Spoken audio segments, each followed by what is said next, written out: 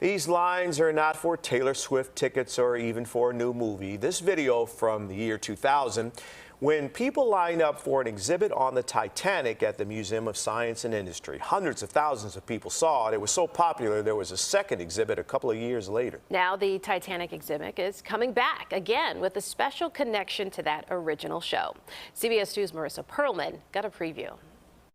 Out of the depths, the Titanic is returning to the Chicago area. The story of Titanic is timeless. More than 20 years ago, the ship that was supposed to be unsinkable made a big splash in Chicago with a blockbuster exhibit at the Museum of Science and Industry. Overall, it's just been a phenomenally attended exhibit. 863,000 people came to see that exhibition in 7 months. Tom Zoller says he brought that exhibit to Chicago back then. My first major Titanic exhibition was in the year 2000 at the Museum of Science and Industry, and it will forever be ingrained in my mind. And now he's bringing a new Titanic exhibit to the Westfield Old Orchard Shopping Center starting Friday. He gave us a behind-the-scenes tour while crews were still setting it up. This is the ship's iconic grand staircase. I think there was a forward grand staircase and an aft grand staircase on board the Titanic.